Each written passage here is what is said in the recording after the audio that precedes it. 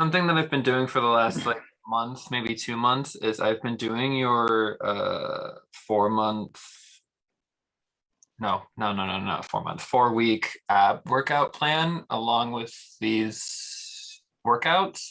And I just over the last like week or so, I realized, is this a good idea? Um Yeah. to like be doing it this often or Yeah, that's an awesome question. You could literally do one of those workouts every single day and get away with it, or like 6 days a week. It when you're doing so there's two. So I'm gonna give like a 3 minute, like probably over explanation of this, but I think it's warranted. So here we go. So there's two muscle groups in your body that you can actually get away with training every single day, and the reason is you can't ever actually rest them. So take like your bicep, for example. You can't train that every day. It needs to rest to recover. But there's two muscle groups in your body that no matter what, they can't rest. Nick, since you're unmuted, I'm gonna let you guess. What do you think those two muscle groups are? is it abs and calves? It's abs and calves. I love it. It's actually your core in it because it's your obliques as well. So Okay. if you stand up in a day, you can't rest. And so if you're someone that literally like if you can go 3 days without standing up, yeah, I guess technically you'd be resting those. But here's why: your core stabilizes you when you stand up, and when you take a step, your calves are working. So you can't possibly rest those two muscle groups. So because of that, you can do endurance training on your core pretty much indefinitely. Those workouts will be more, oh, excuse me, I don't know what just went through me. Those workouts will be much more like cardio than anything else. Now they will help strengthen your core in a sense, but more of like an endurance strengthening.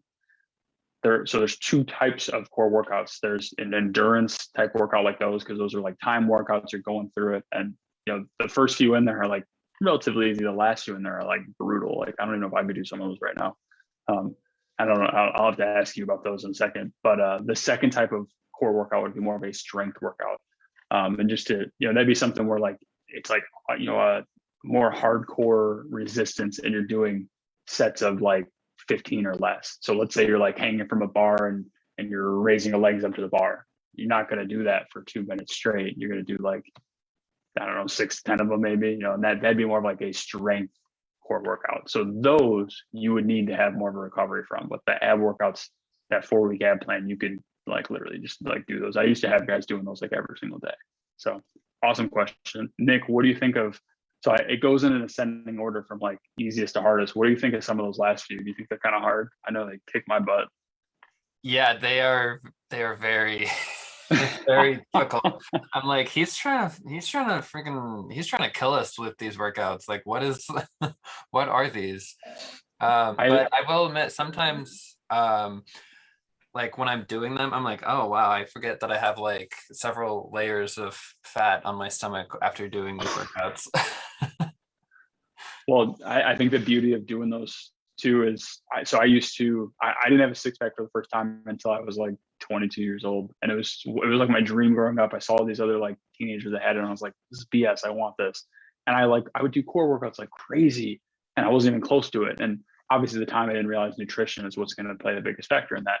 But the beauty of having trained my core so much all those years is once I did get that fat off my midsection, Mhm. my abs really popped because I had a really strong core. It was just hiding all that time.